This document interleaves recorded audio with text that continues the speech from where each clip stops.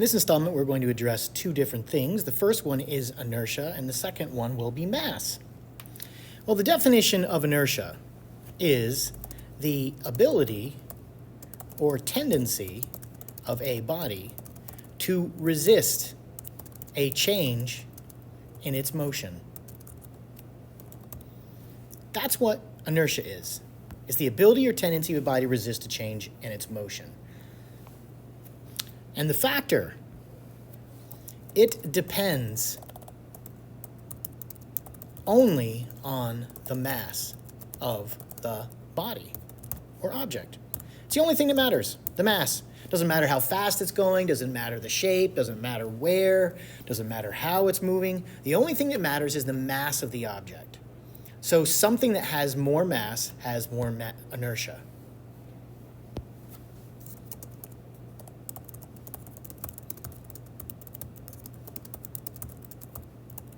And this should make sense. If something is more massive than something else, it's harder to get it moving if it's stationary. If it's stationary, you try to move it, it's harder to get it to move. Similarly, if something is moving or coming at you, it's going to be more difficult to do when it's a more massive body. If you have two people running towards you, one is very big and heavy and one is small and slight, it's going to be much harder to stop that larger one, even if the two of them are traveling at the same speed. So it depends only on the mass. That's what inertia is. So then what is mass? Now mass is the amount of matter. Period. It's the amount of matter.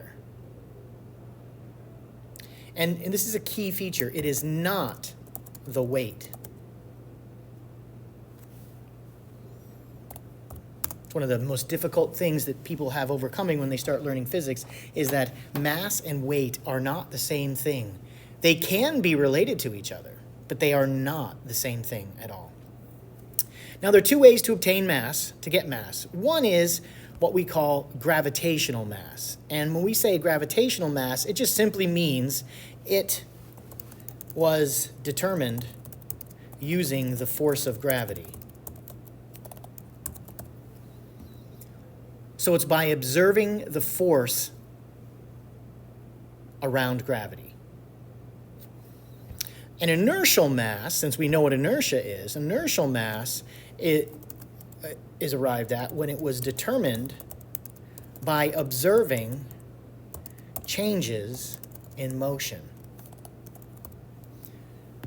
So if someone were to determine the mass of some object and say it's 40 kilograms, they might say it's the gravitational mass. And if they say it's the gravitational mass, that means, they just determined that mass by studying how it behaved under the influence of gravity. And if they said it's the inertial mass, it means it was determined by observing the changes in motion, how its motion changed. But no matter which method was used, the two should yield the same result. The mass is the mass. The adjective that's used to describe it, gravitational versus inertial, is simply about how that value was obtained. Now, I'll make a connection here to this N1, which is a shorthand way of saying Newton's first law.